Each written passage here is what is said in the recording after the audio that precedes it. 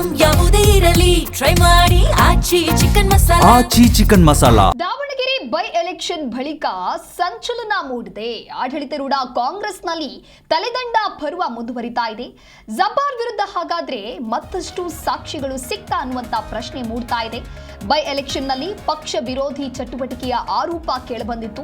ಕಾಂಗ್ರೆಸ್ ಪಕ್ಷದಿಂದ ಮುಸ್ಲಿಂ ನಾಯಕರ ತಲೆದಂಡ ಪರ್ವ ಈಗ ಮತ್ತೆ ನಿರಂತರವಾಗಿ ಕಂಟಿನ್ಯೂ ಆಗ್ತಾ ಇದೆ. ಕಾಂಗ್ರೆಸ್ ಪಕ್ಷದಿಂದ ಎಂಎಲ್ಸಿ ಅಬ್ದುಲ್ ಜಬ್ಬಾರ್ ಅಮಾನತು ಮಾಡಲಾಗಿದೆ.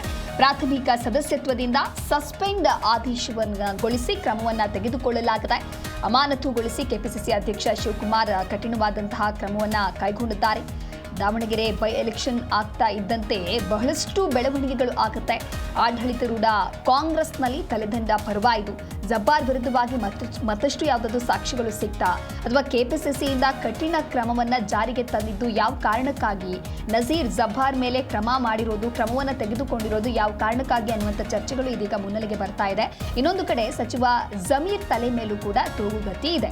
ಹಾಗಾದ್ರೆ ಸಚಿವ ಜಮೀರ್ಗೂ ಕೂಡ ಯಾವುದಾದ್ರೂ ಕ್ರಮವನ್ನ ಸೂಚಿಸ್ತಾರಾ? ಪಕ್ಷ ವಿರೋಧಿ ಚಟುವಟಿಕೆಯ ಆರೋಪ ಇವರ ಮೂವರಲ್ಲಿಯೂ ಕೂಡ ಕೇಳಿಬಂದಿರುವಂತಹ ಹಿನ್ನೆಲೆಯಲ್ಲಿ ಸದ್ಯ ಪ್ರಾಥಮಿಕ ಸದಸ್ಯತ್ವದಿಂದ ಸಸ್ಪೆಂಡ್ ಆದೇಶವನ್ನ ಮಾಡಿ ಕಠಿಣ ಕ್ರಮವನ್ನ ತೆಗೆದುಕೊಳ್ಳಲಾಗಿದೆ ಅನ್ನುವಂತಹ ಮಾಹಿತಿ ಸಿಗ್ತಾ ಇದೆ.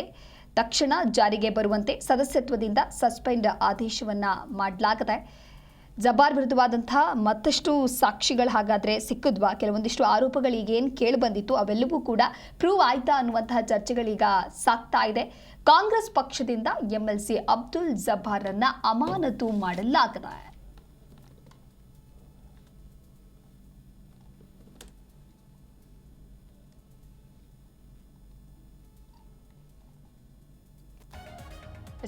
ದಾವಣಗೆರೆಯ ಉಪಚುನಾವಣೆಯ ನಂತರದಲ್ಲಿ ಸಾಕಷ್ಟು ಬೆಳವಣಿಗೆಗಳು ಆಗ್ತಾ ಇದೆ. ಈಗ ಪರಿಷತ್ ಸದಸ್ಯ ಅಬ್ದುಲ್ ಜಬ್ಬಾರರನ್ನ ಕಾಂಗ್ರೆಸ್ನಿಂದ ಅಮಾನತುಗೊಳಿಸಿ ಕೆಪಿಸಿಸಿ ಅಧ್ಯಕ್ಷರಾಗಿರುವಂತಹ ಡಿಸಿಎಂ ಡಿಕೆ ಶಿವಕುಮಾರ್ ಅವರು ಈ ರೀತಿಯಾದಂತಹ ಒಂದು ಆದೇಶವನ್ನು ಹೊರಡಿಸಿದ್ದಾರೆ. ಜೊತೆಗೆ ಕಠಿಣವಾದಂತಹ ಕ್ರಮವನ್ನು ಕೂಡ ಕೈಗೊಳ್ಳಲಾಗ್ತಾ ಇದೆ ಅನ್ನುವಂತಹ ಮಾಹಿತಿ ಸಿಗ್ತಾ ಇದೆ.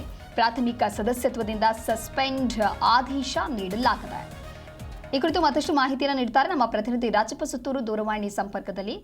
ರಾಜಪ್ಪ, ಇನ್ನು ಬೈ ಎಲೆಕ್ಷನ್ ನಂತರದಲ್ಲಿ ಯಾವ ರೀತಿಯಾದಂತಹ ಸಂಚಲನ ಸೃಷ್ಟಿ ಆಗ್ತಾ ಇದೆ ಅನ್ನೋದನ್ನ ಗಮನಿಸ್ತಾ ಇದ್ದೀವಿ. ಸದ್ಯ ಈಗ ಕಾಂಗ್ರೆಸ್ ಪಕ್ಷದಿಂದ ಎಂಎಲ್ಸಿ ಅಬ್ದುಲ್ ಜಬ್ಬಾರ್ ಅಮಾನತು ಮಾಡಿರೋದು ಯಾವ ಕಾರಣಕ್ಕಾಗಿ?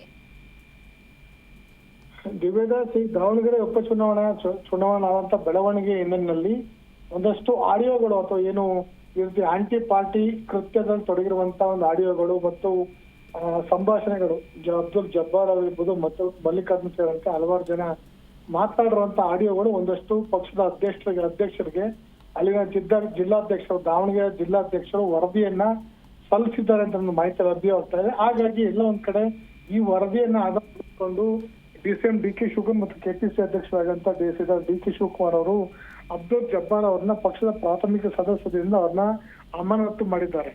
ಈಗ ಜೂನ್ ತಿಂಗಳಿಗೆ ಅಬ್ದುಲ್ ಜಬ್ಬಾರ್ ಅವರ ಟರ್ಮ್ ಮತ್ತು ಅವರ ಅವಧಿ ಮುಕ್ತಾಯ ಆಗ್ತಾ ಇದೆ. ಅದಕ್ಕೂ ಮೊದಲು ಅವ್ರನ್ನ ಪಕ್ಷದ ಪ್ರಾಥಮಿಕ ಸದಸ್ಯದಿಂದ ಅಮಾನತುಗೊಳಿಸ್ತಾರಂತದ್ದು ದೊಡ್ಡ ಮಟ್ಟದ ಸಂದೇಶ ಕೊಟ್ಟಂತಾಗತ್ತೆ. ಯಾಕಂದ್ರೆ ಈ ಹಿಂದೆ ಏನು ಸಚಿವರಂತ ಮಲ್ಲಿಕಾರ್ಜುನ್ ಮತ್ತು ಅವರ ಮಗನ ಟಿಕೆಟ್ ವಿಷಯದಲ್ಲಿ ಅಬ್ದುಲ್ ಜಬ್ಬಾರ್ ಅವರು ಪದೇ ಅದೇ ಕುಟುಂಬಕ್ಕೆ ಯಾಕೆ ಟಿಕೆಟ್ ಅನ್ನು ಕೊಡಬೇಕು, ನಮ್ಮ ಸಮುದಾಯದ ಜನಸಂಖ್ಯೆ ಜಾಸ್ತಿ ಇದೆ, ಒಂದು ವೇಳೆ ಈಗ ಈ ಬಾರಿ ಸಮರ್ಥ ಮಲ್ಲಿಕಾರ್ಜುನ್ ಏನಾದ್ರು ಆ ಒಂದು ಕ್ಷೇತ್ರದಲ್ಲಿ ಗೆದ್ದಿದ್ದೇ ಆದಲ್ಲಿ ಮುಂದಿನ ದಿನಗಳಲ್ಲಿ ಸಿಟ್ಟಿಂಗ್ ಎಂಎಲ್ಎಗೆ ಟಿಕೆಟ್ ಕೊಡ್ಬೇಕಾಗತ್ತೆ ಹೊರತು ಅದನ್ನ ಬದಲಾಯಿಸಿ ಮತ್ತೊಬ್ಬರಿಗೆ ಟಿಕೆಟ್ ಕೊಡ್ಲಿಕ್ಕೆ ಸಾಧ್ಯ ಇಲ್ಲ. ಹೀಗಾಗಿ ಆ ಕ್ಷೇತ್ರ ಮತ್ತೊಮ್ಮೆ ಶಾಮನೂರ್ ಕುಟುಂಬದ ಪಾಲಾಗತ್ತೆ. ಹೀಗಾಗಿ ನಾವು ಏನೇ ಇದ್ರು ಈ ಬಾರಿನೇ ಹೋರಾಟ ಮಾಡಿ ಆ ಒಂದು ಕ್ಷೇತ್ರವನ್ನ ಉಳಿಸ್ಕೊಳ್ಬೇಕು. ದಕ್ಷಿಣ ವಿಶೇಷವಾಗಿ ಮಧ್ಯ ಕರ್ನಾಟಕ ಭಾಗದಲ್ಲಿ ಎಲ್ಲೂ ಸಹ ಅಲ್ಪಸಂಖ್ಯಾತ ಸಮುದಾಯಗಳಿಗೆ ಎಲ್ಲೂ ಸಹ ಸೀಟ್ಗಳಿಲ್ಲ ಅಥವಾ ಎಲ್ಲೂ ಸಹ ಪ್ರಾತಿನಿಧ್ಯ ಇಲ್ಲ ಅಂತ ಅನ್ನೋದನ್ನ ಗಮನದಲ್ಲಿಟ್ಕೊಂಡು ಆ ಒಂದು ಸ್ಥಾನವನ್ನ ತಾವು ಟಿಕೆಟ್ ನ ಪಡಿಬೇಕು ಅಂತ ಪ್ರಯತ್ನವನ್ನ ಅಬ್ದುಲ್ ಜಬ್ಬಾರ್ ಮಾಡಿದ್ರು. ಅಬ್ದುಲ್ ಜಬ್ಬಾರ್ಗೆ ಕಾಂಗ್ರೆಸ್ ಅನ್ನ ಹಲವಾರು ಅಲ್ಪಸಂಖ್ಯಾತ ಮುಖಂಡರು ಸಾಥ್ ನೀಡಿದ್ರು ಅಂತ ಈಗ ಮೇಲ್ನೋಟ ಕಂಡು ಬರ್ತಾ ಇದೆ.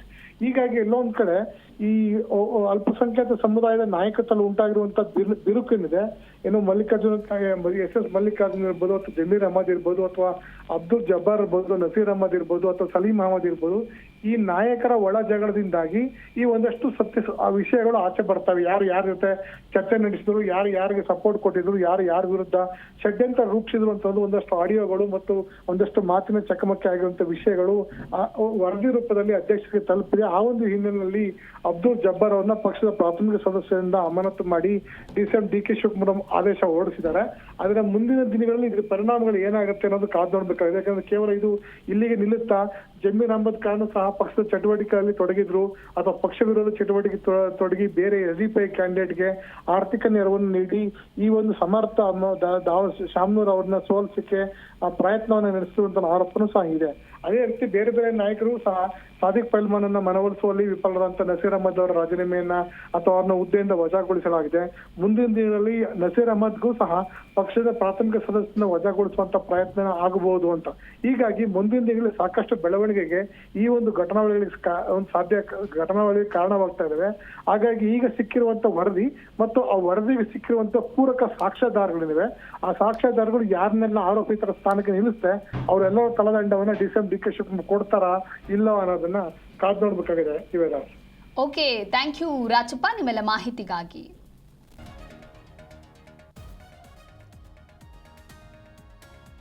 ನಮ್ಮ ಪ್ರತಿನಿಧಿ ರಾಜಪ್ಪ ಸುತ್ತೂರು ಮತ್ತಷ್ಟು ಮಾಹಿತಿಯನ್ನ ಕೊಡ್ತಾ ಇದ್ರು ಈ ಕುರಿತಂತೆ. ಬೈ ಎಲೆಕ್ಷನ್ ಆದ ನಂತರದಲ್ಲಿ ಸಾಕಷ್ಟು ಸಂಚಲನಕ್ಕೂ ಕೂಡ ಇದು ಕಾರಣವಾಗ್ತಾ ಇದೆ. ಅಂದ್ರೆ ಪಕ್ಷದಲ್ಲಿ ಪಕ್ಷ ವಿರೋಧಿ ಚಟುವಟಿಕೆ ಆರೋಪ ಕೇಳಿಬಂದಿರುವಂತಹ ಹಿನ್ನೆಲೆಯಲ್ಲಿ ಒಬ್ಬೊಬ್ಬರ ಹೆಸರು ಕೂಡ ಕೇಳಿ ಬರ್ತಾ ಇದೆ.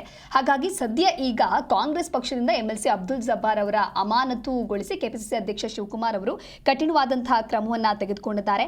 ಇನ್ನೊಂದು ಕಡೆ ಹೈಕಮಾಂಡ್ ಹಾಗೆ ಮುಖ್ಯಮಂತ್ರಿ ಸಿದ್ದರಾಮಯ್ಯ ಅವರ ಸೂಚನೆಯ ಹೊರತಾಗಿಯೂ ಕೂಡ ಮುಖ್ಯಮಂತ್ರಿ ಅವರ ರಾಜಕೀಯ ಕಾರ್ಯದರ್ಶಿ ಸ್ಥಾನಕ್ಕೆ ರಾಜೀನಾಮೆಯನ್ನ ನೀಡದೇ ಇರುವಂತಹ ನಜೀರ್ ಅಹಮದ್ ಅವರನ್ನು ಕೂಡ ಹುದ್ದೆಯಿಂದ ವಜಾಗೊಳಿಸಲಾಯಿತು. ಅಂದ್ರೆ 2023 ಜೂನ್ 1ರಂದು ನಜೀರ್ ಅಹಮದ್ ಅವರನ್ನ ಸಿಎಂ ಸಿದ್ದರಾಮಯ್ಯ ಅವರ ರಾಜಕೀಯ ಕಾರ್ಯದರ್ಶಿಯಾಗಿ ನೇಮಕವನ್ನ ಮಾಡಿರುವಂತಹ ಆದೇಶವನ್ನ ಕೂಡ ಹಿಂಪಡೆಯಲಾಗಿತ್ತು. ಈ ಬೆನ್ನಲ್ಲೇ ಇದೀಗ ಕಾಂಗ್ರೆಸ್ ಪಕ್ಷದಿಂದ MLC ಅಬ್ದುಲ್ ಜಬ್ಬಾರ್ ಅವರನ್ನ ಕೂಡ ಅಮಾನತು ಮಾಡಲಾಗಿದೆ.